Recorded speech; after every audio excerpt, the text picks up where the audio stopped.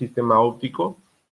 Entonces vamos a ver qué tipo de imagen se define cuando los rayos que provienen de cierto lugar o posición en el espacio interceptan un sistema óptico. Nuestro sistema óptico que estamos observando, en general, va a incluir una serie de superficies que pueden ser reflectantes o refractantes. Cada una de estas superficies tiene su propio índice de refracción, en el caso de superficies refractantes, tienen sus propios radios de curvatura y tienen sus propias características. Entonces, en el gráfico que estoy observando, yo voy a tener tres zonas. La primera es el espacio que corresponde al objeto real, denotado por el punto O. La segunda voy a tener el sistema óptico propiamente dicho, donde se encuentran todas estas superficies. Y la tercera zona es el espacio, el espacio real donde se forma la imagen. Noten que la imagen en este caso se está formando fuera del sistema óptico. Entonces, la idea es que los rayos que provienen desde el punto O intersectan el sistema óptico. Evidentemente, no todos los rayos van a interceptar el sistema óptico y eso luego se va a traducir en una serie de imperfecciones en la imagen que se forma. Ahora, este tipo de rayos tienen ciertas características que vamos a ver a continuación. No son rayos isócronos en el sentido de que les toma el mismo tiempo a todos los rayos en llegar al punto imagen.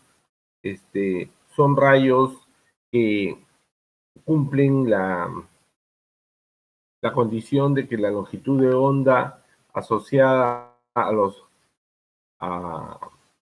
frentes de onda va a tender a cero.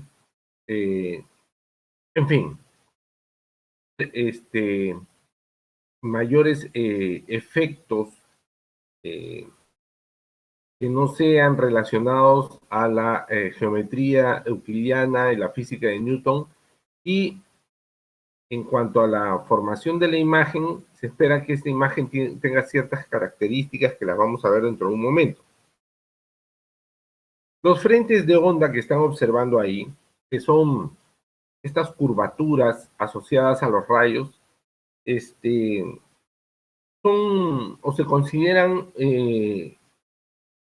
dibujados de tal manera que cada punto en ese frente de onda, que parece esférico,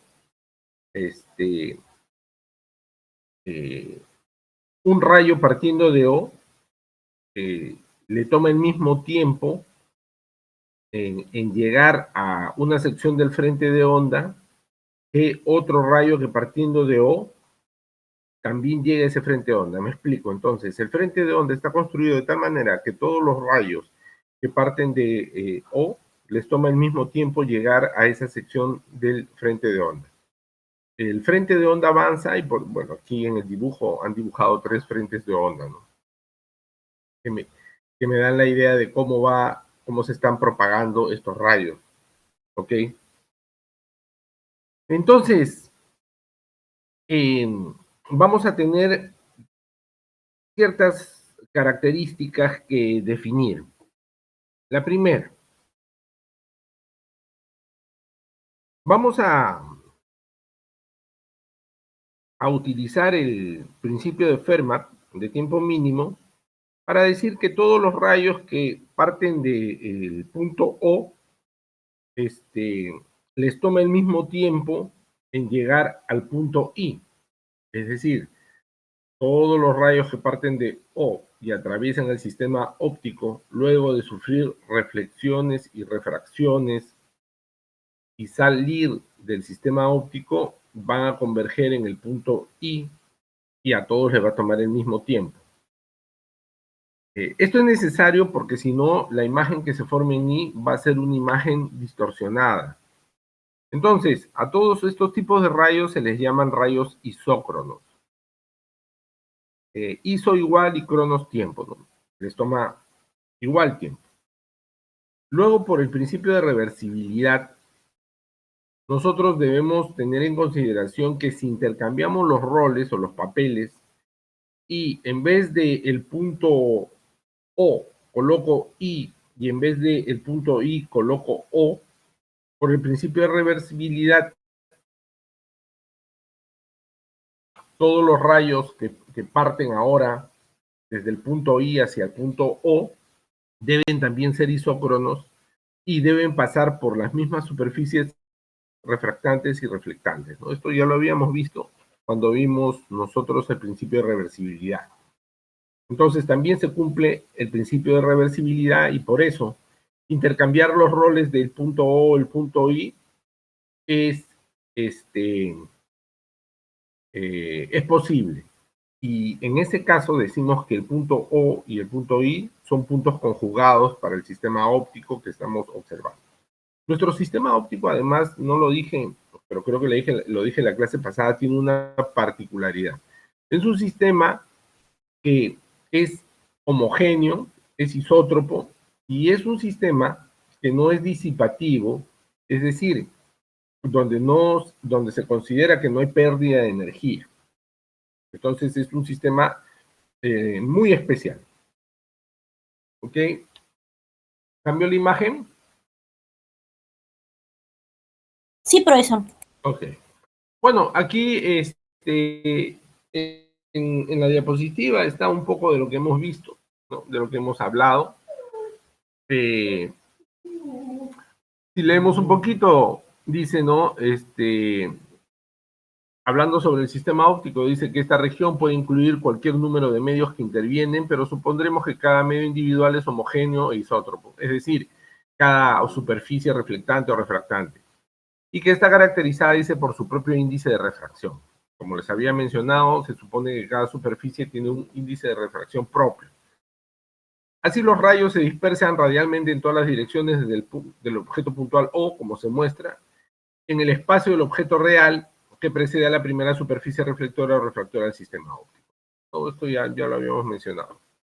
La familia de superficies esféricas normales a los rayos son los frentes de onda, como les había mencionado, y el lugar es el lugar geométrico de los puntos tales que cada rayo se encuentre en contacto con un frente de onda representado en frente O. Al primer frente de onda, todos los rayos les toma al mismo tiempo llegar a esa posición del frente de onda. Esto ya se había mencionado hace un momento. Ahora, ¿qué más podemos decir de mi sistema óptico?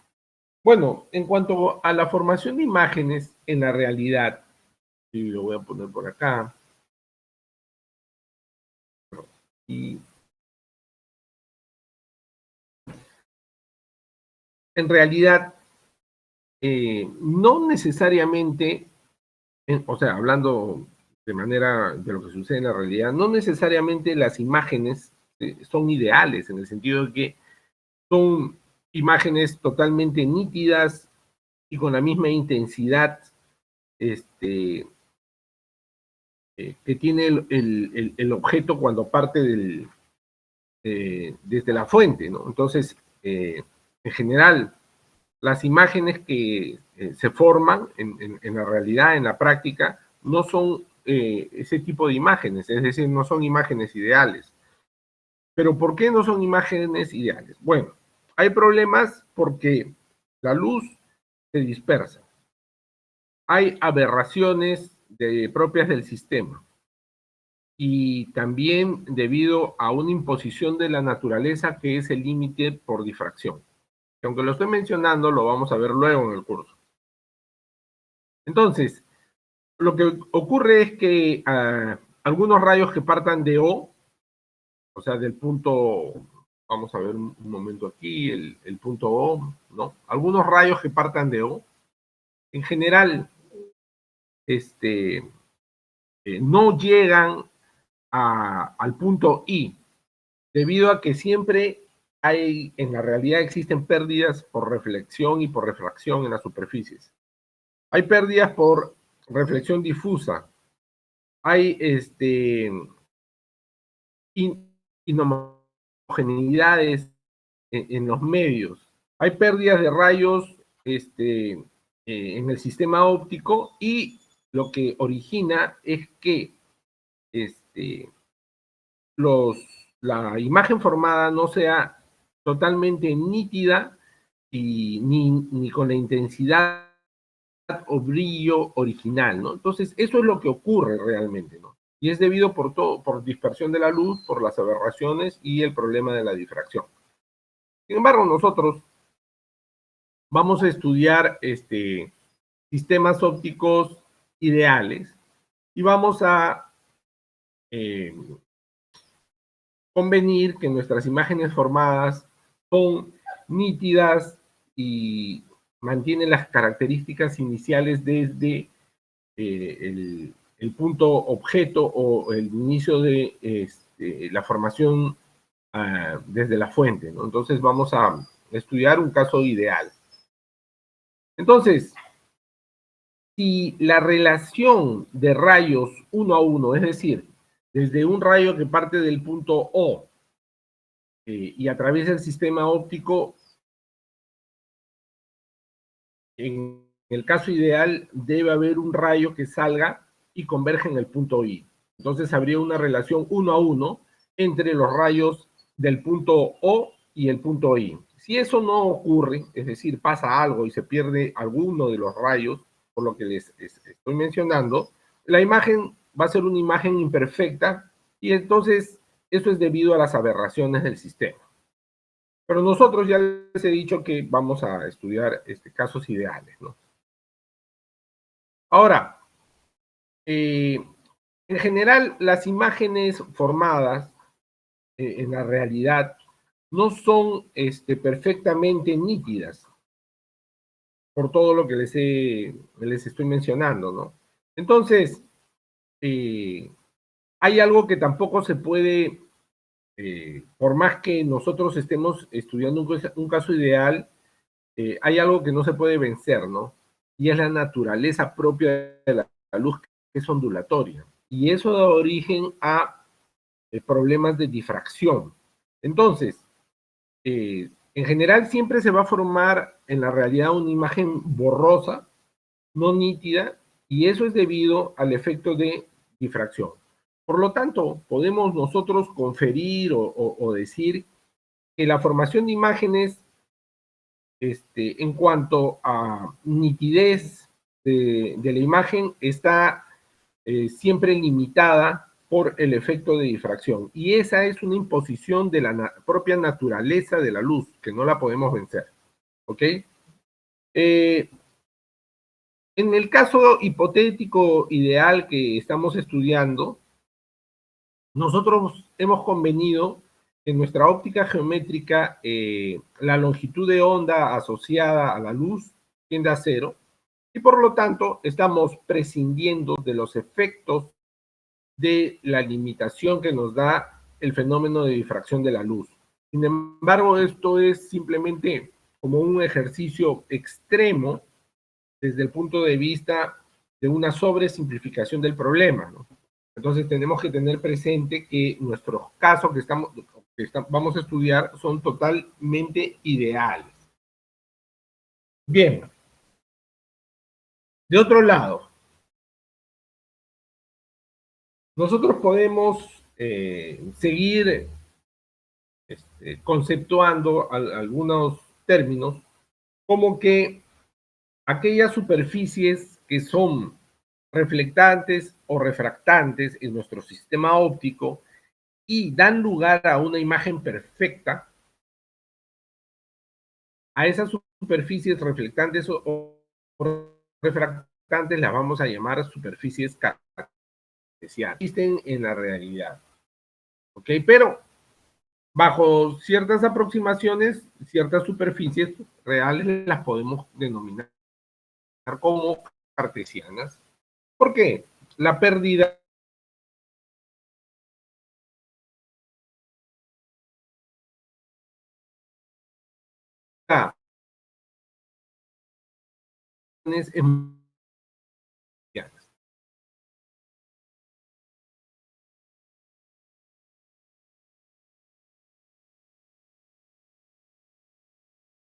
es paraboloides.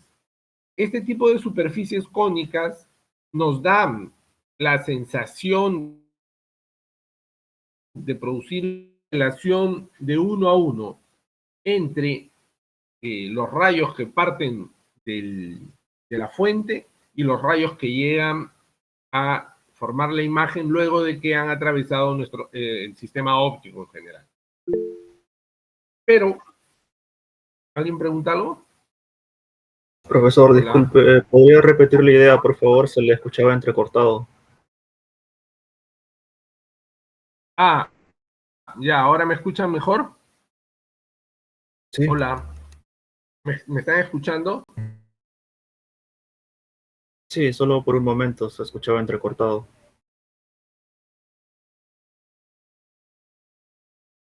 A ver, un ratito. El auricular.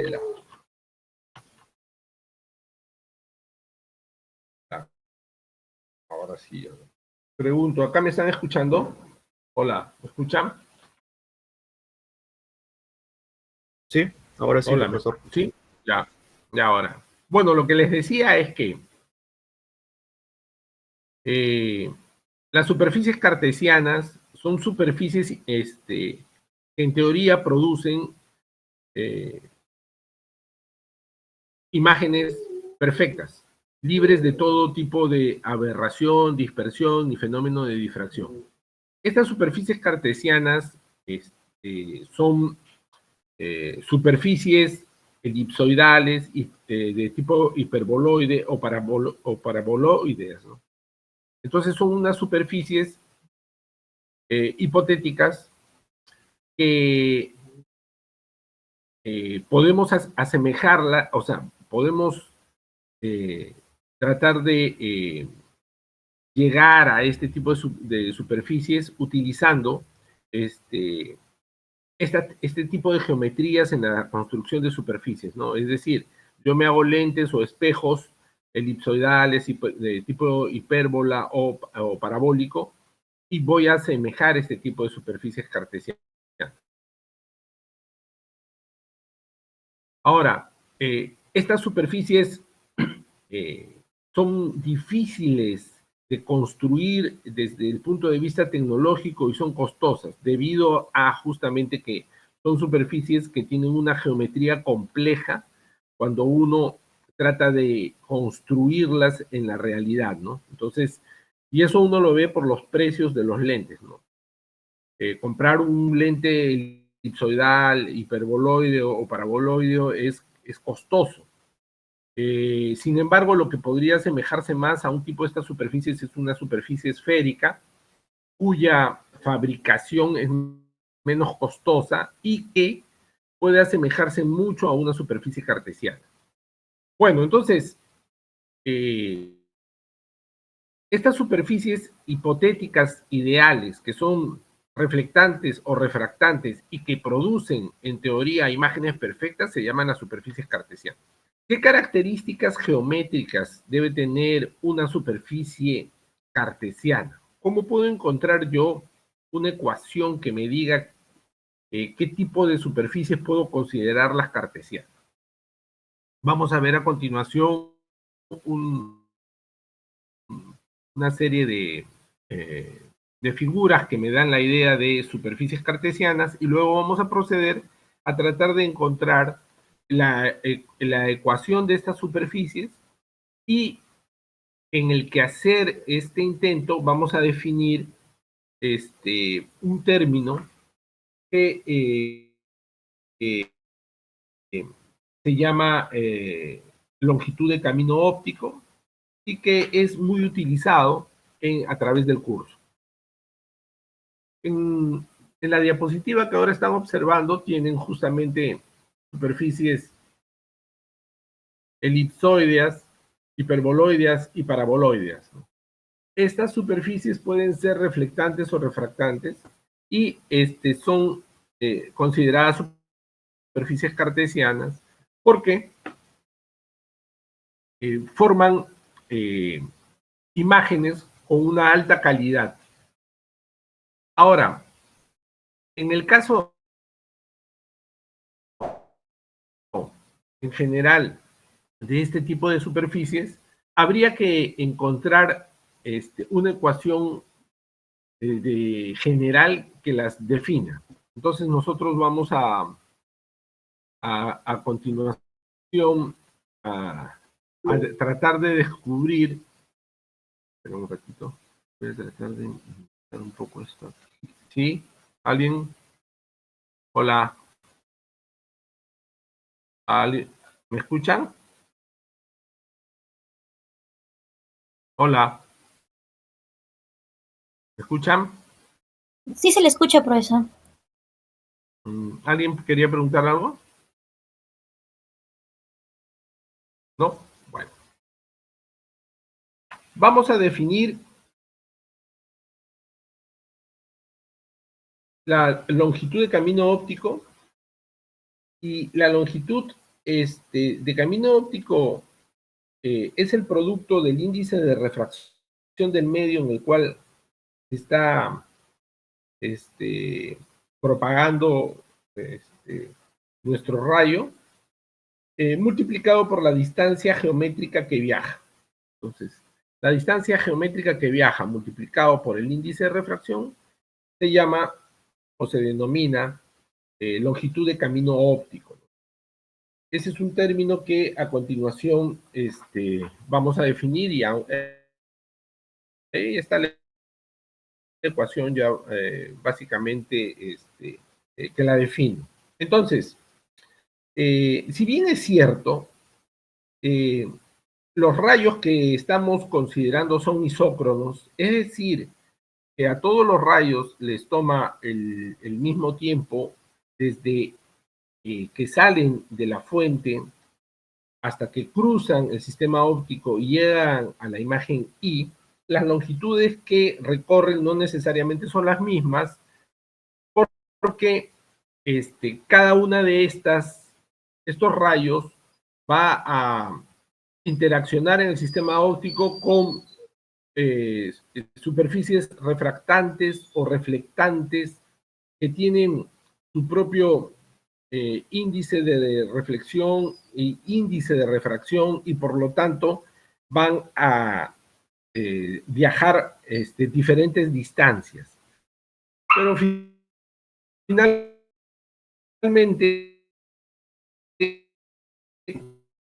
tiempo a formar la imagen. Entonces, estos rayos isócronos no son o no tienen o no poseen igual longitud. Ahora, el tiempo de tránsito de un rayo cualquiera que atraviese este medio, o que atraviese un medio en general que tiene un espesor X, va a ser igual simplemente a este espesor X dividido entre la rapidez con la que viaja, ¿no? Es velocidad, espacio, tiempo. Entonces ahí tienes la ecuación. Ese es el tiempo que le toma a un rayo que atraviesa cierto medio que tiene una longitud X, ¿no?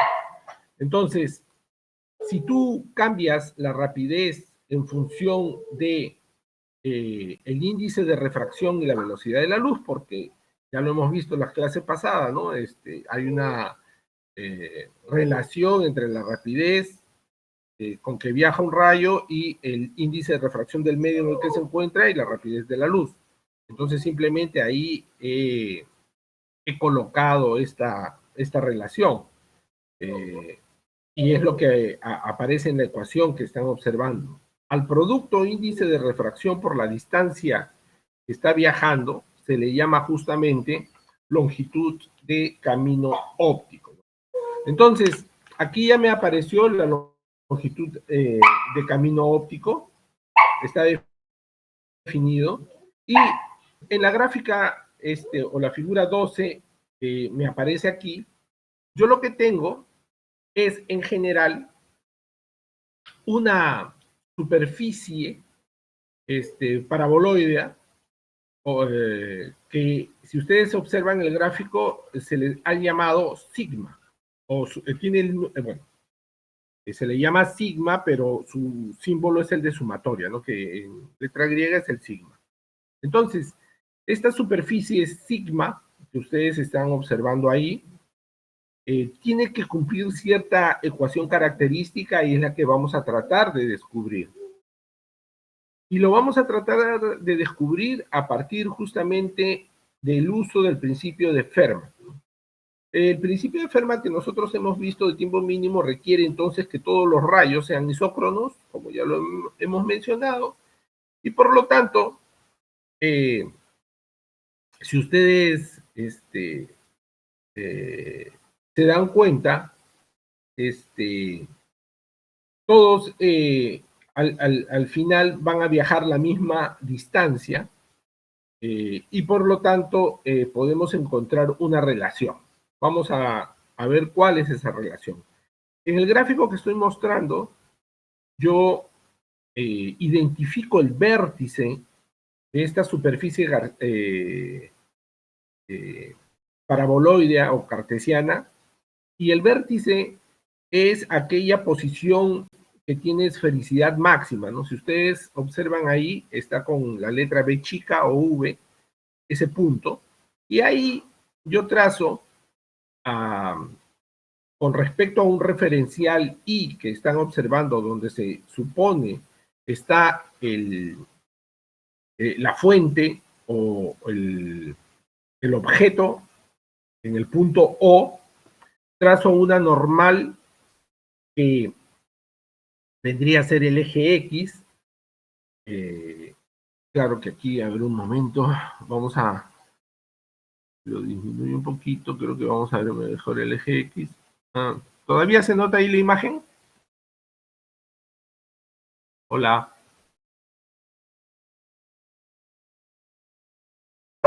Hola, ¿me escuchan? Hola, ¿sí? ¿Me escuchan? Ya, entonces, sino que cuando lo estiro se pierde el eje X, ¿no? Entonces ahí yo tengo mi eje X, mi eje Y, he trazado yo ahí, aquí, por el vértice de la superficie, he trazado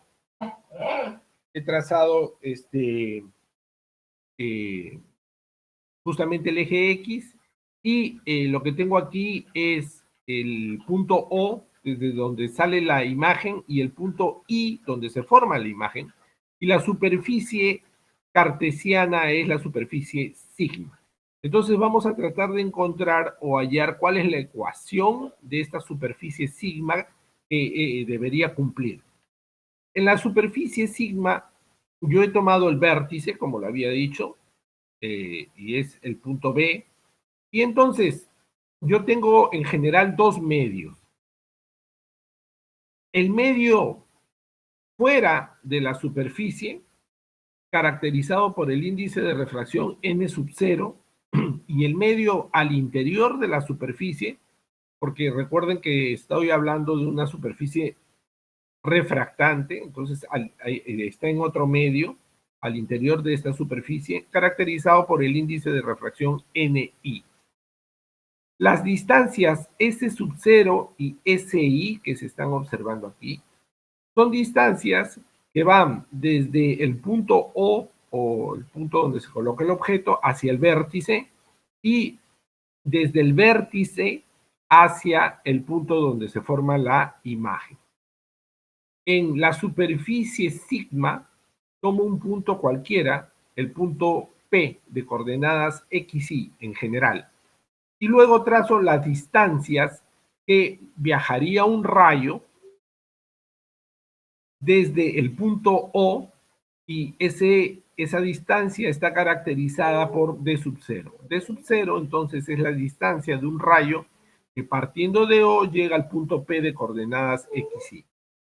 Cuando llega a X, Y, este rayo es refractado y al ser refractado llega a este punto I. Ahora, ¿por qué aparece el punto I? Bueno, porque lo que estamos haciendo en realidad es la técnica de formación de imágenes que habíamos visto en la clase pasada. El primer rayo, que es el rayo que parte de O, llega a la superficie sigma en el punto P y es refractado hacia cierto punto cualquiera en general. Luego, un segundo rayo, digamos, si parte de O y pasa el vértice, va a llegar también al mismo punto y entonces en ese punto se forma la imagen. Es lo que habíamos visto nosotros la clase pasada.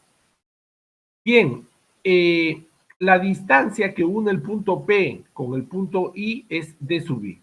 Entonces, pareciera que estaría claro el gráfico que corresponde a esta superficie sigma, donde hay dos medios caracterizados por sus índices de refracción y estas distancias que estoy observando ahí. Si utilizamos nosotros el principio de Fermat y utilizamos el concepto de longitud de camino óptico, podemos encontrar la forma funcional de las superficies cartesianas. Vamos a ver cómo lo haríamos. Aquí está. Entonces, la longitud de camino óptico es igual al índice de refracción por el cual está viajando el rayo y la distancia que viaja en ese medio, X. Entonces, el principio de Fermat va a requerir que, vamos a volver a la imagen anterior, va a requerir que la longitud de camino óptico que recorre el rayo que va al punto P y es refractado hasta llegar ahí, sea igual a la longitud de camino óptico que recorrería un segundo rayo que parte del objeto, pasa por el vértice y llega al punto I. ¿Por qué? Porque los tiempos tienen que ser iguales, habíamos dicho eso. Entonces, vamos a plantear así la ecuación, que la longitud de camino óptico del rayo que parte de O llega a P y es refractado y luego llega ahí, debe ser igual a la longitud de camino óptico de un rayo que parte de O, pasa por el vértice y llega ahí. Ahora, esta ecuación está planteada acá. Entonces, N0 por D0 más NI por DI debe ser igual a N0 por S0 más NI por SI, y eso tiene que ser una constante, porque todos los rayos que parten de O deben llegar ahí en el mismo tiempo, y eso necesariamente implica que debe ser la misma longitud de camino óptico que recorre. Volviendo al gráfico, entonces lo reconstruimos. N0 por D0, aquí está, más NI por DI, aquí lo vemos, es la longitud de camino óptico del rayo refractado en el punto P. Y N0 por S0 más NI por SI es la longitud de camino óptico de un rayo que parte de O y pasa por el vértice. Y esos deben ser iguales por el principio de Fermat. Aquí está. Bien, entonces ahora ya podemos tratar de ligar esta primera ecuación con una ecuación más general en donde intervenga un punto cualquiera de coordenadas X, y que me reproduzca una expresión funcional en las variables X e y que esa expresión funcional sea finalmente la expresión funcional que deben cumplir todos las superficies cartesianas. Bien, vamos a dilucidar quién es D sub 0, quién es D sub I, y cuál es el rol que juegan N sub 0, S sub 0, NI y SI. Para eso vamos a tener que volver nuevamente al gráfico. Bueno, N0 y NI son los índices de refracción de los medios. Y los medios uno los elige, ¿no? Cuando uno quiere hacer un constructo óptico o un experimento, uno elige qué medios va a usar. Por ejemplo, aire y agua. Puede ser aceite y agua. Puede ser un gas helio con agua, dos interfaces. Entonces uno elige. Y como uno elige, uno a priori conoce el índice de refracción del medio. Porque frecuentemente los índices de los medios, los índices de refracción de los medios utilizados ya están tabulados, ¿no? Entonces, N0 y NI a priori ya son conocidos y dependen del experimentador o quien esté realizando esa labor. Luego, S sub 0 y S sub I, si ustedes observan, es decir, la distancia desde el objeto al vértice de la superficie y la distancia del vértice a donde se forma la imagen también es conocida porque lo observo experimentalmente, lo veo y por lo tanto puedo agarrar mi regla y medir S sub 0 y SI. Por lo tanto, N sub 0, NI, S sub 0 y SI, esos cuatro términos son conocidos a priori. Y aquí en la ecuación entonces tengo n sub 0 por s sub 0 más n sub i por s sub i. Eso yo lo conozco y como yo ya lo conozco, entonces tengo el valor de la constante. Entonces tengo una parte ya de mi ecuación, que es la constante, y solamente me queda determinar la relación funcional de d sub 0 y d sub i con respecto a las variables x, y. ¿Me están escuchando? ¿Se está entendiendo? Sí, Hola. profesor. Ya, muy bien. Entonces, ¿cuál es esa relación funcional? Si ustedes observan aquí el gráfico, d sub 0 es igual a x al cuadrado más y al cuadrado raíz cuadrada por el teorema de Pitágoras, ¿no? Porque el punto PXY es el punto final del rayo que va de O a la superficie y me denota la longitud de sub 0. Entonces, d sub 0 en realidad es la raíz cuadrada de x cuadrado más y cuadrado, conocido. Para hallar d sub i, si ustedes observan el valor de d sub i, también debería aplicar Pitágoras, solamente que tengo que encontrar esa alturita, ¿no? Entonces, si yo me doy cuenta y sumo s sub 0 más s sub i, me da toda la longitud que va desde el punto O al punto I. Y si a esa longitud total, S sub 0 más SI, le quito la longitud X referida al punto P, me da justamente el lado del triángulo rectángulo que yo requiero. ¿Ok? Entonces, sumo S sub 0 más SI, me da toda la longitud de O a I. Y luego le quito X y me da justamente la longitud del triángulo rectángulo que ahora necesito. La altura, que ahí ustedes la ven como línea quebrada o línea punteada, esa altura es simplemente el punto I. Por lo tanto, DI ya lo conozco, aplicando el teorema de Pitágoras, y tiene este valor, ¿no? DI es I cuadrado más S sub 0 más SI menos X, como les decía, al cuadrado, todo elevado al 1/2 por Pitágoras. Y eso es constante y el valor de la constante ya la determiné, ya la encontré con los valores de N0, S sub 0, NI y SI. Ahora, la ecuación final que he encontrado es una ecuación cuadrática y esta ecuación cuadrática describe todos los ovoides cartesianos de revolución posibles. ¿Ok? Entonces, es una ecuación muy general y me describe la relación funcional de estos ovoides cartesianos que estoy utilizando. Bueno, cómo poder imitar o cómo poder comprender esto que hemos estado viendo aquí, ¿no? Un objeto en el espacio real, un sistema óptico y una imagen real en el espacio.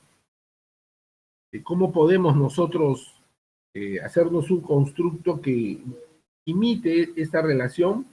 La podemos ver en un momento acá, ¿no? Aquí, por ejemplo, lo que hemos hecho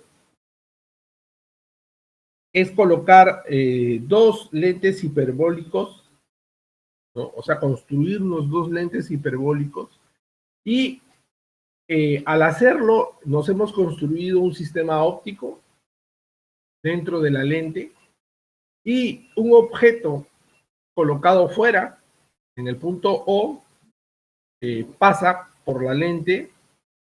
La lente está diseñada de tal manera que los rayos que entran de O se colocan paralelos y luego cuando pasan el otro lado de la lente por la otra curvatura, convergen a un punto I formando la imagen. Los lentes hiperbólicos, en este caso es un lente hiperbólico doble, es un lente que en general es un lente de alta calidad y es costoso, ¿no? Pero nos asemeja o nos acerca mucho a obtener una imagen libre de aberraciones. Claro que en realidad esto no es del todo cierto, porque ya les he dicho que en la realidad no podemos tener, nuestra tecnología es incapaz de construir una superficie cartesiana que es una concepción teórica e imaginaria, pero nos acerca mucho a la idea, ¿no? Ahora, otra cosa que hay que notar es que cuando más grande sea el objeto real, la imagen que se forma será menos precisa. Y esto es porque mientras más grande sea el objeto real, muchos rayos no van a ingresar al sistema óptico, ¿ok? Y al no ingresar al sistema óptico, muchos rayos se va a perder definición en la imagen. Vamos a perder rayos en la formación de la imagen. Se van a perder. Y por lo tanto, no vamos a obtener una imagen muy bien definida. ¿Okay? Vamos a ver aquí, por ejemplo, una especie de lente que se llama lente asférica, así se llama.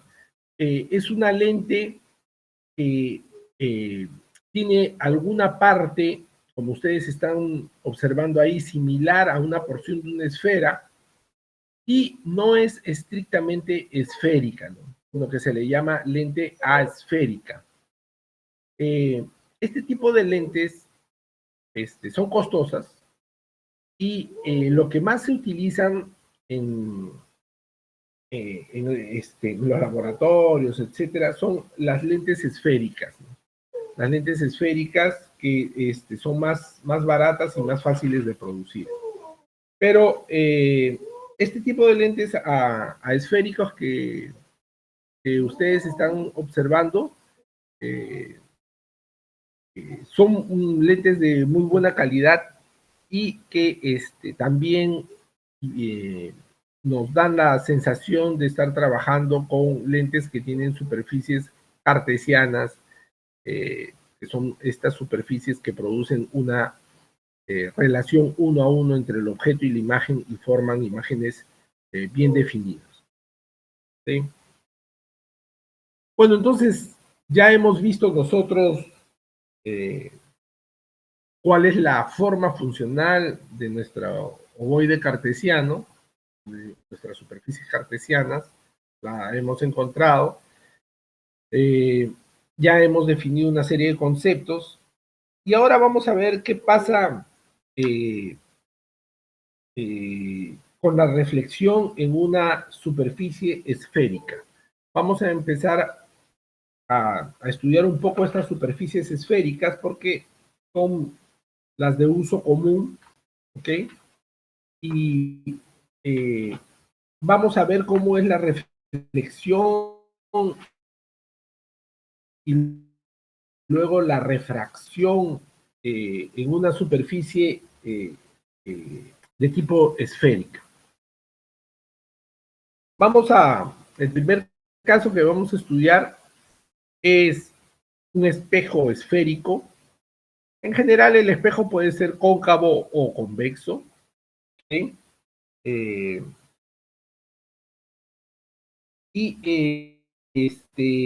Vamos a tratar de encontrar algunas relaciones matemáticas entre las distancias que yo puedo medir. ¿Cuáles son esas distancias que yo puedo medir? Bueno, aquí en esta figura que estamos observando, voy a tener un espejo. Este espejo tiene una forma convexa. Definitivamente, uno puede encontrar la distancia S, la distancia S', y uno puede tener el radio de curvatura de la esfera, el radio R mayúscula. Eso es lo que uno puede controlar. Puedes controlar tu esfera de qué radio es, puedes tú controlar la distancia que vas a colocar tu objeto y puedes determinar dónde se formaría la imagen. Nosotros ya hemos visto cómo se forma la imagen en un espejo y cuando hicimos lo del principio de Eero, etcétera, y veíamos que se forma en una zona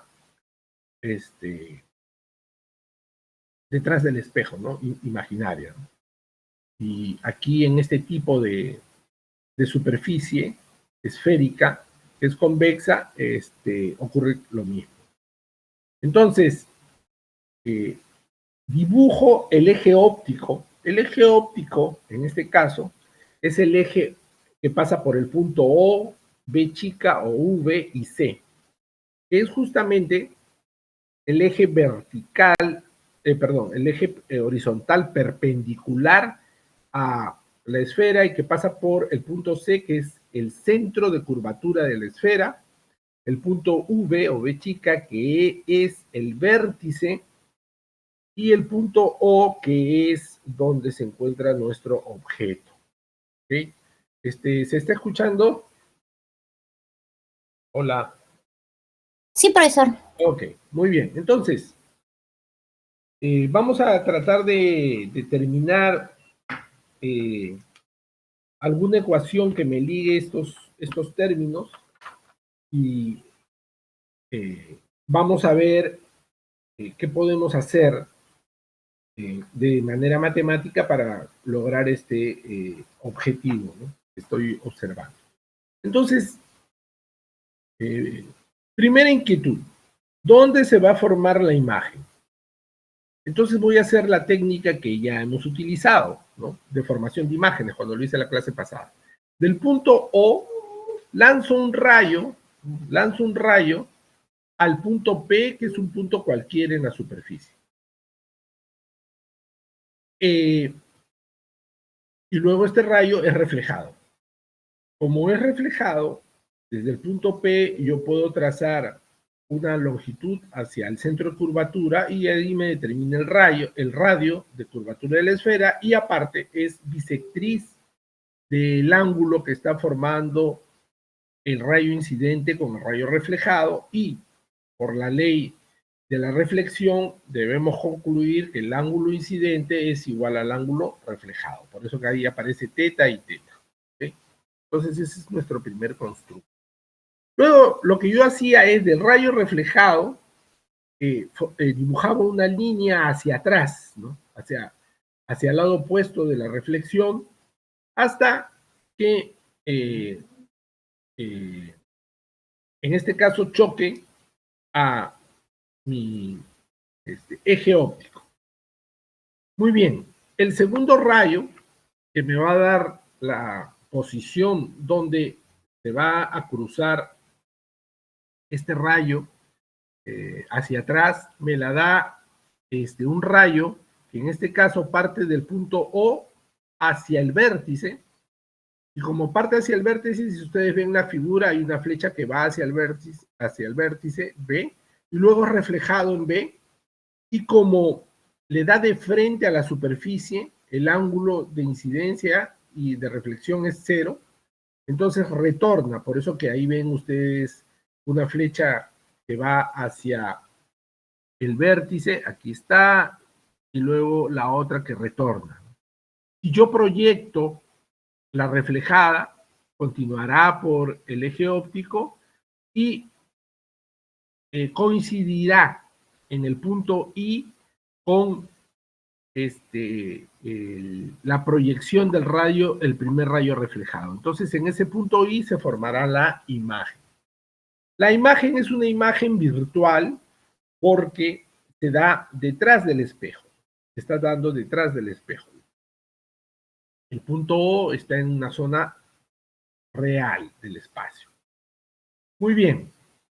Entonces, mi geometría me va quedando como la mostrada en la figura. Tengo el triángulo POQ, por ejemplo, y ahí tengo un ángulo alfa.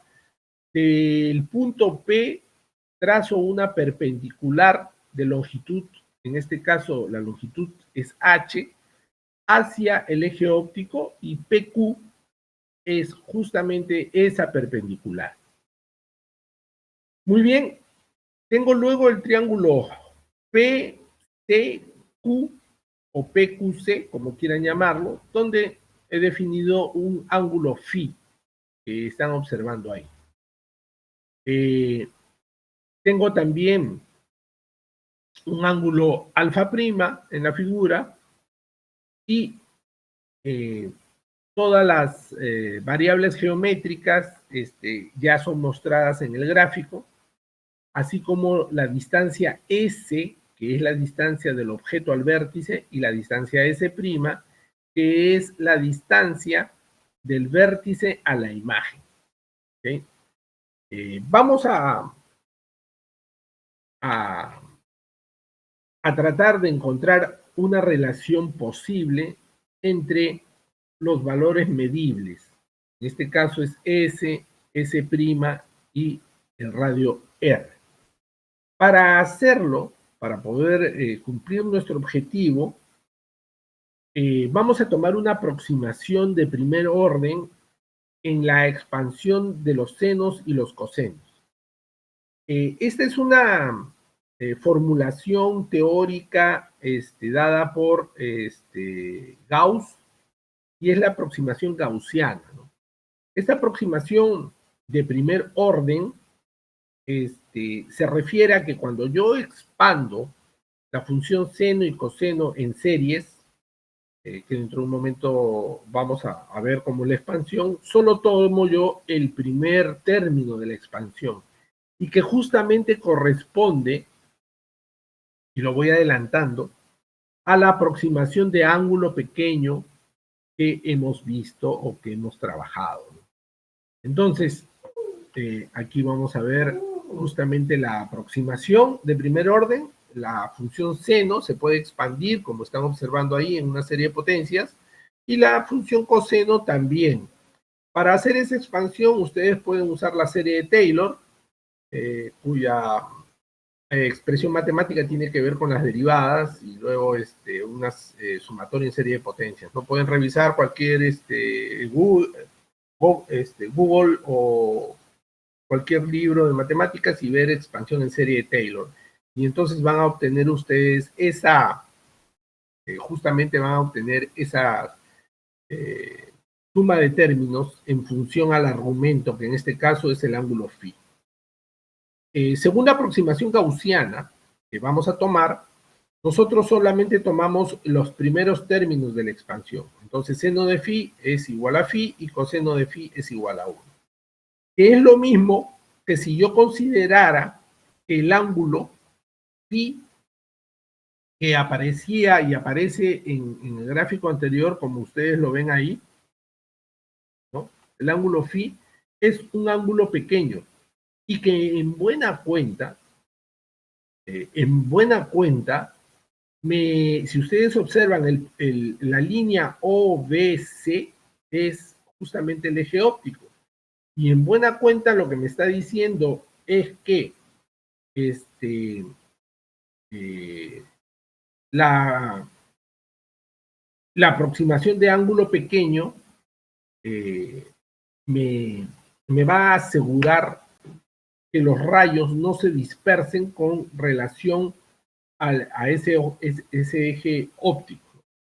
Entonces, si consideramos que phi es pequeño, es la aproximación de ángulo pequeño, la aproximación dice es buena. Miren que para ángulos de 10%, o sea, si phi llega a ser, perdón, de 10 grados, el error que se comete en el cálculo que vamos a hacer es solamente de 1.5%. Y entonces, desde el punto de vista práctico, esta aproximación es muy buena porque me permite hacer cálculos y utilizar, en este caso, espejos con cierta fiabilidad de que la teoría que estamos desarrollando corresponde a la realidad. Entonces, para todo efecto, el seno de phi va a ser igual a phi y el coseno de phi va a ser igual a 1. ¿Sí? Entonces, continuamos ahora nosotros con nuestra deducción de cuál es el parámetro o, digamos, cómo va a ser la forma funcional o la relación que estoy buscando. Como estamos usando una aproximación de ángulo pequeño, podemos nosotros reemplazar las medidas angulares que me están apareciendo en el gráfico por tangentes, porque acuérdense ustedes que el ángulo alfa es pequeño, el seno de alfa es igual a la tangente de alfa y es igual al ángulo alfa, ¿no? Eso lo vimos también en las clases pasadas, ¿no? La aproximación de ángulo pequeño. Entonces, primero vamos a obtener ciertas relaciones angulares, es la idea, y luego reemplazarlas, estas aproximaciones, como son ángulos pequeños, por sus tangentes, ya aseguradas por la corrección de primer orden de Gauss. Entonces, si ustedes observan el gráfico, aquí, el ángulo teta, en el triángulo, observen el triángulo OPC, el ángulo teta es exterior y por lo tanto, por propiedad de ángulo exterior, el ángulo teta es igual a alfa más phi en el triángulo OPC. Y si ustedes ahora observan el triángulo OPI, por ejemplo, OPI, encuentran que 2 teta es igual a alfa más alfa prima. 2 teta es igual a alfa más alfa prima. Obtienen ustedes esa expresión. Si conjugan, digamos, ambas ecuaciones, o sea, la que dice que teta es igual a alfa más phi, y la otra que dice que 2 teta es alfa más alfa prima, es decir, se reemplazan una en la otra, ustedes llegan a que alfa menos alfa prima es igual a menos 2 phi. Van a encontrar esa ecuación. ¿Okay? Y luego simplemente hay que reemplazar alfa por la tangente que le corresponde, o sea, en vez de alfa colocar tangente de alfa, en vez de alfa prima colocar tangente de alfa prima, y en vez de phi colocar tangente de phi. Y eso nos va a dar una ecuación que es la que está mostrando. En todo esto se está tomando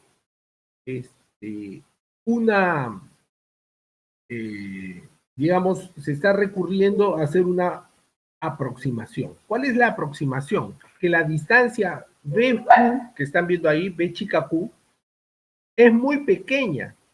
¿Pero por qué es muy pequeña? Porque los ángulos son muy pequeños. Entonces se desprecia la distancia B chica Q, que aparece ahí, ¿no? Por la aproximación de ángulo pequeño. La despreciamos. La distancia BQ, entonces, para todo efecto práctico, es como si no existiera. Entonces, tangente de alfa sería h sobre s, porque estoy despreciando justamente la distancia BQ, como si no. La tangente de alfa prima correspondería a ser h sobre s prima, porque justamente estoy despreciando la distancia b chica q.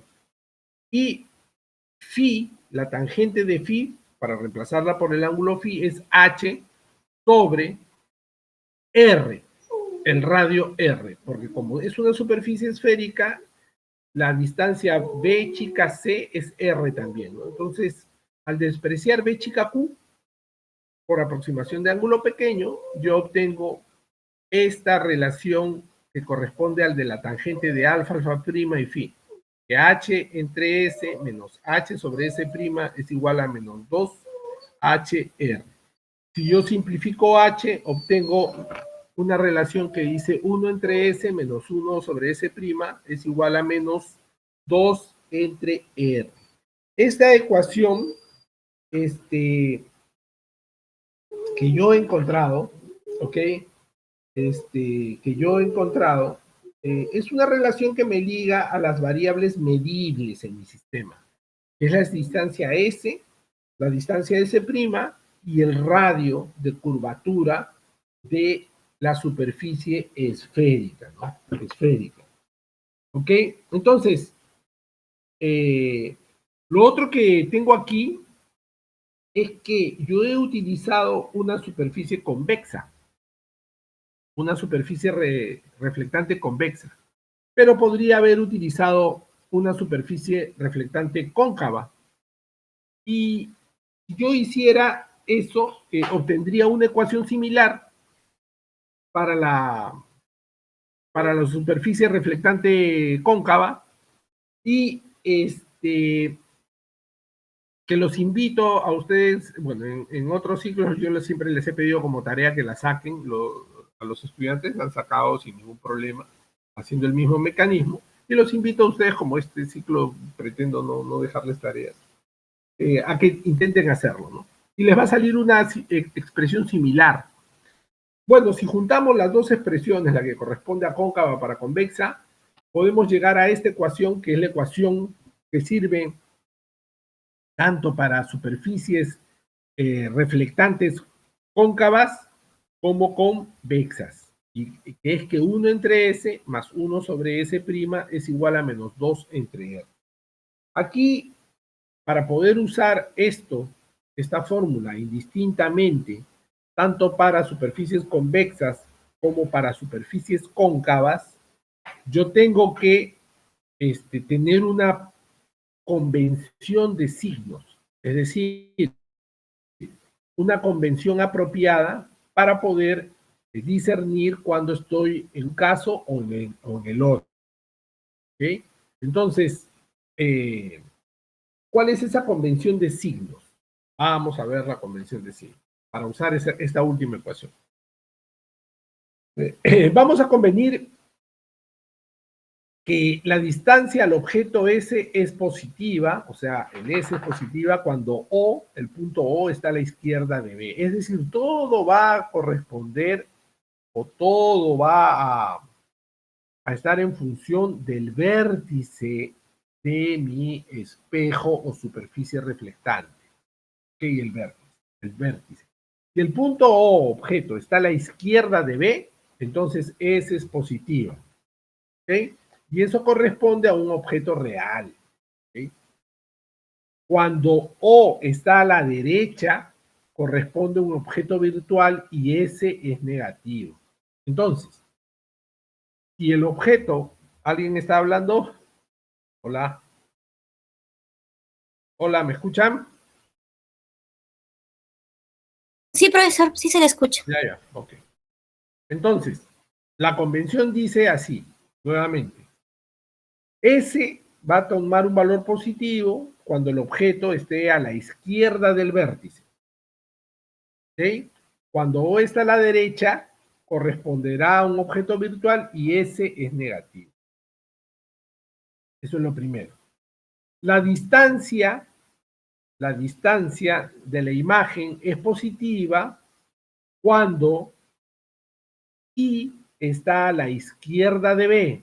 Cuando I, o sea, el punto imagen está a la izquierda de B, la distancia de la imagen es positiva, correspondiendo a una imagen real, y negativo cuando está a la derecha de B, correspondiendo a una imagen virtual. En otras palabras, todo lo que está a la izquierda de B, negativo, todo lo que está a la derecha de B, positivo.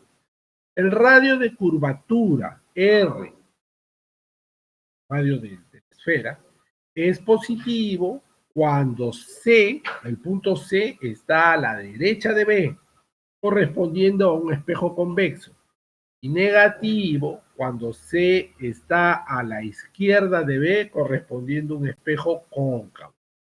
Nuevamente, entonces, todo lo que esté a la derecha de B, en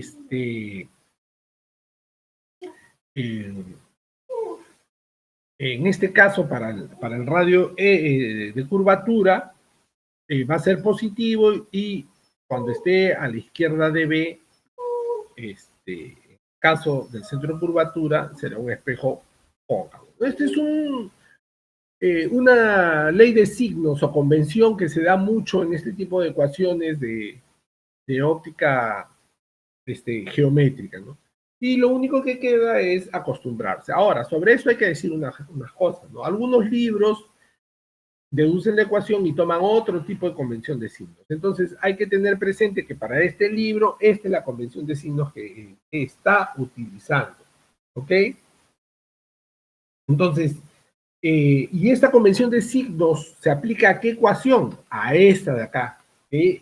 Esta ecuación, 1 entre S más 1 sobre S' igual a menos 2 entre R, es la ecuación general en la cual se utiliza o la cual se utiliza tanto para espejos convexos como cóncavos, utilizando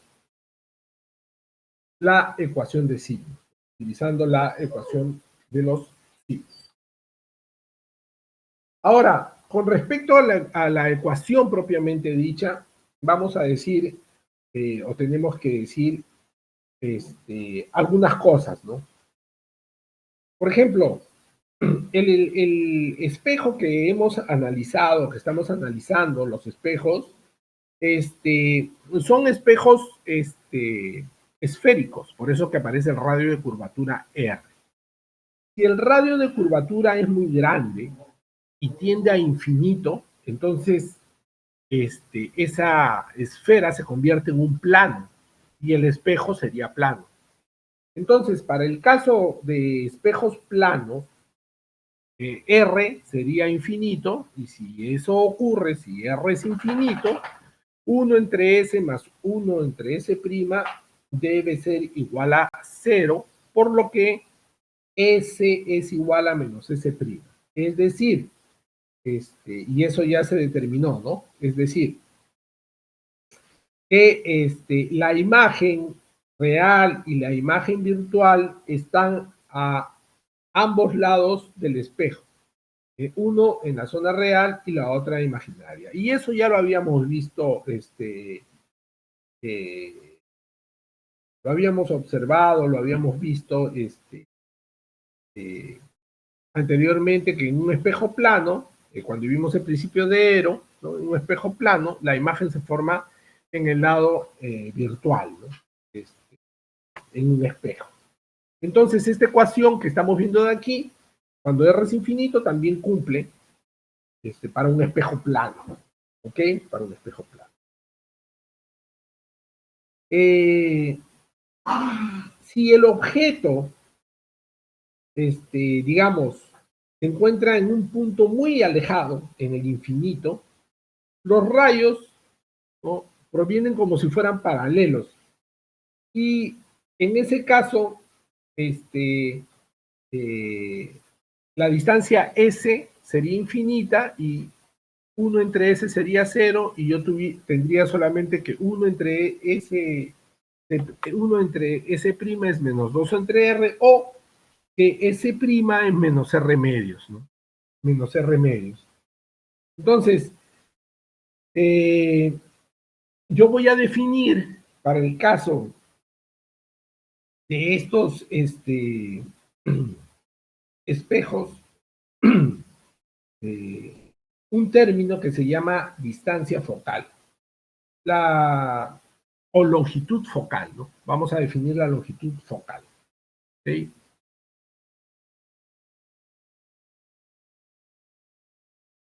La longitud focal, acá está.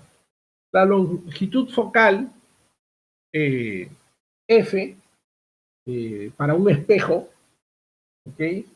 Es igual a menos R medios. Y es positiva en el caso del espejo cóncavo y es negativa en el caso del espejo convexo. ¿Por qué? Bueno, porque R, acuérdense, R es negativo para el espejo cóncavo y R es positivo para el espejo convexo.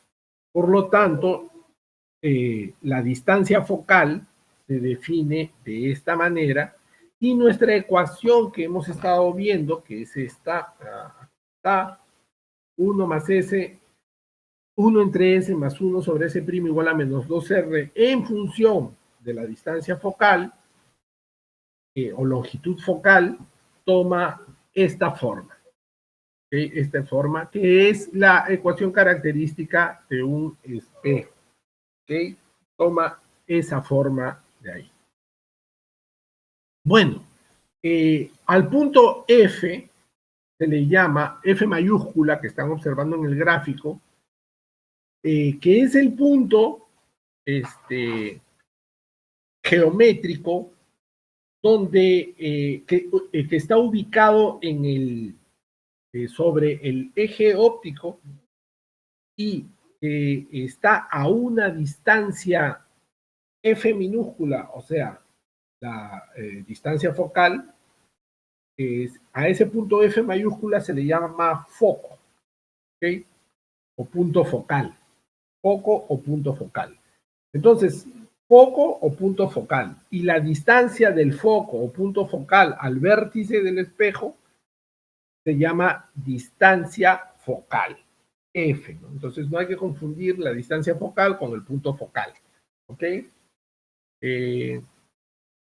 Bueno, acá tenemos dos tipos de espejos, por ejemplo, un cóncavo y un convexo. Miren dónde se forma la imagen en cada caso. ¿Ok?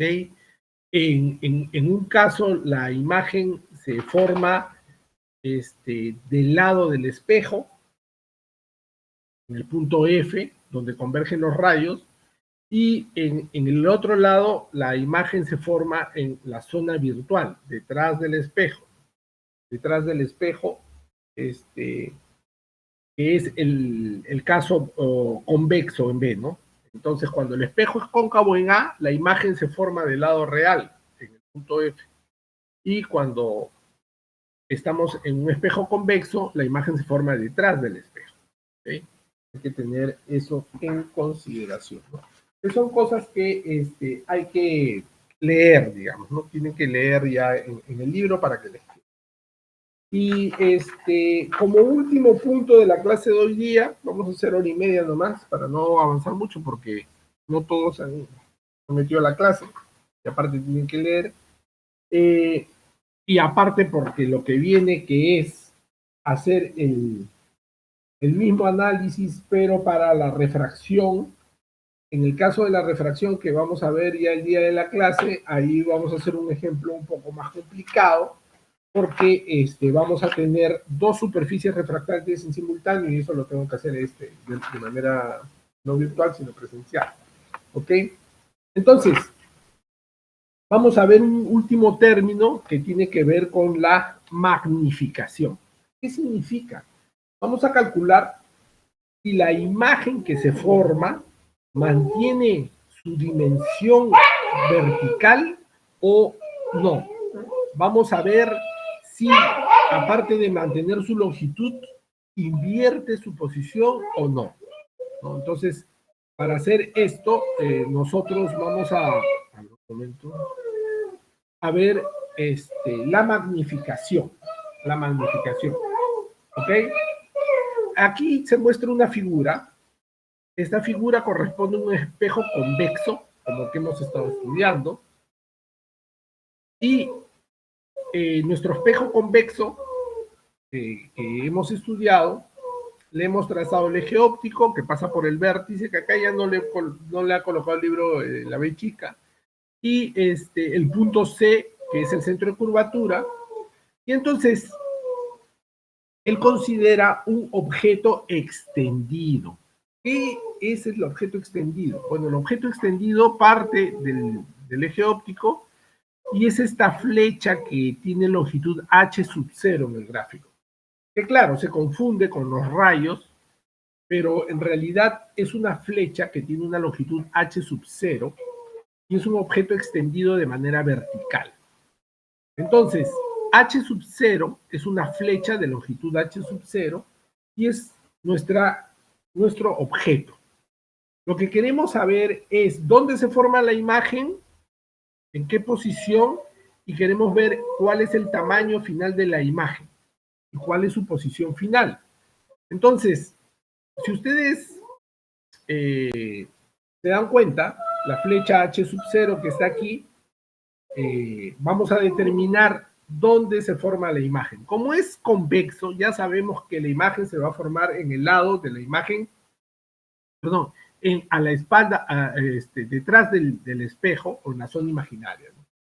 Entonces, la idea es la siguiente. La punta de la flecha de h sub 0, de la punta de la flecha, ahí donde hay este puntito negro, se lanza un rayo de manera perpendicular hacia la superficie esférica y que pase por el punto C. Aquí tienen el rayo, ¿no? Al chocar en la superficie reflectante, el rayo va a ser reflectado, como ustedes verán, es esta flechita que está yéndose como hacia afuera, es el rayo reflectado, y por la técnica que hemos utilizado, si nosotros dibujamos la línea punteada de ese rayo reflectado, va a chocar justo en el punto C. Luego, de la parte inferior, perdón, de la misma punta de esta flecha vertical, lanzamos otro rayo hacia el vértice, miren, hacia el vértice. Y al ser reflejado, ¿ok? Tendré un ángulo incidente, un ángulo de reflexión, aquí será reflejado, y si dibujo nuevamente por la técnica que hemos dicho, el rayo reflejado lo dibujo hacia atrás con las flechitas, la intersección me va a dar la zona donde se formará la imagen.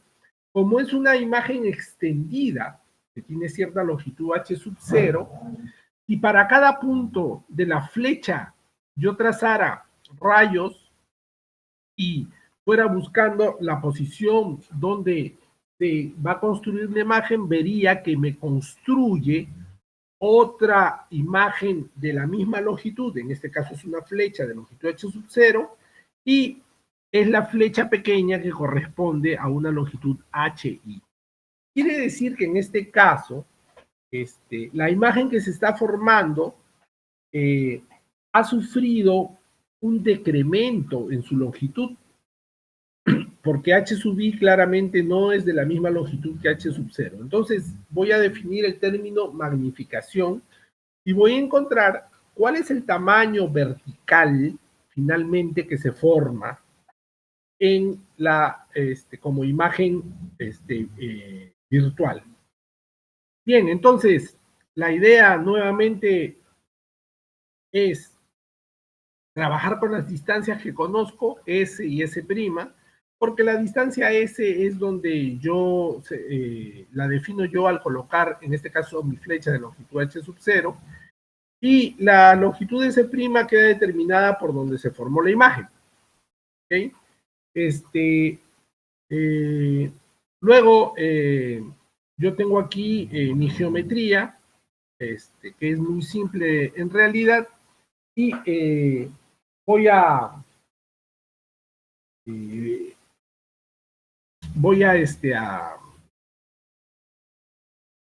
a realizar algunos argumentos geométricos y trigonométricos sencillos. Para empezar, por la ley de la reflexión, teta i y teta r son iguales, ¿sí? Por lo tanto, si yo digo que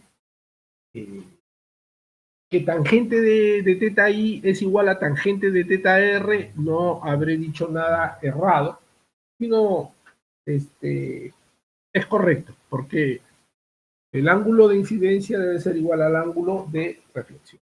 Por lo tanto, no habré dicho nada incorrecto. Pero la tangente de teta i, si ustedes ven el gráfico, es h sub 0 sobre s, claramente. ¿Ok? Y la tangente de teta r, si ustedes observan, por opuestos por el vértice, el ángulo teta r pasa hacia el otro sector y la tangente de teta r será hi sobre s'. Y ambas tangentes deben ser iguales porque el ángulo teta i debe ser igual al ángulo teta r. Y entonces tengo una relación aquí, donde h sub 0 entre s, que es la tangente de teta i, es igual a h sub i entre s', que es la tangente de teta r. Y ahí tengo yo una expresión y puedo definir ahora la magnificación M, la magnificación lateral, porque estoy hablando de una longitud lateral M, de la siguiente manera. La magnificación lateral M se define como el valor absoluto M del cociente entre HI sobre H sub 0, que son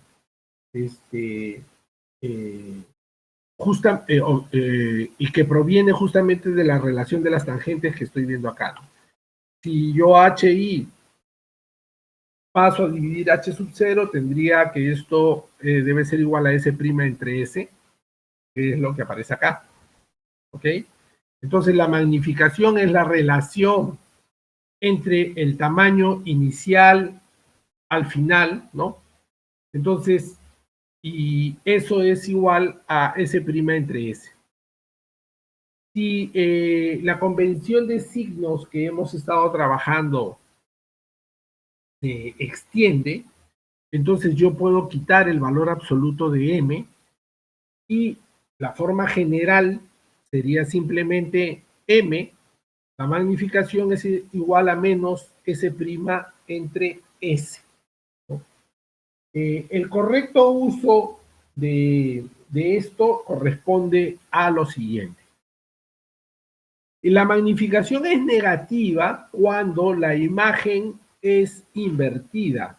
La imagen que se forma es invertida. Y es positiva cuando la imagen es erecta o está en la misma zona que el objeto. Me voy a explicar.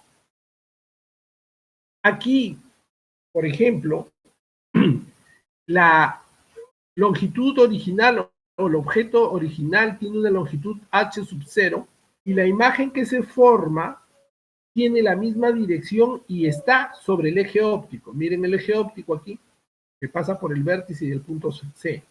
Tanto la imagen real como la que se forma tienen la misma orientación y están sobre el eje. Si la imagen que se forma estuviera por debajo del eje, hacia abajo del eje óptico, la imagen sería invertida y la magnificación sería negativa. Eso es con respecto al signo. El cociente, el valor del cociente, ¿ok? El valor del cociente me da qué tanto la imagen original ha disminuido o aumentado su valor, ¿ok? Y a eso se le llama magnificación. Entonces, me he construido una ecuación que me predice o me dice cómo es la magnificación, ¿okay? de la imagen. Bueno,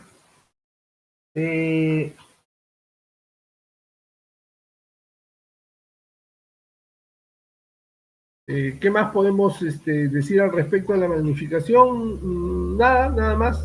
Entonces, ¿están ahí? Hola. Sí, profesor. Ya, entonces, por el día de hoy lo vamos a dejar acá. ¿Qué nos queda por hacer? Nos queda por hacer un par de ejemplos de esto y ver refracción en superficies esféricas para luego continuar con lentes delgadas, ¿no? Y ya concluir el capítulo la próxima semana. Entonces, ya nos vemos en clase el martes y disculpen la inexistencia, pero tenía que estar en esa reunión. ¿Alguna duda o pregunta?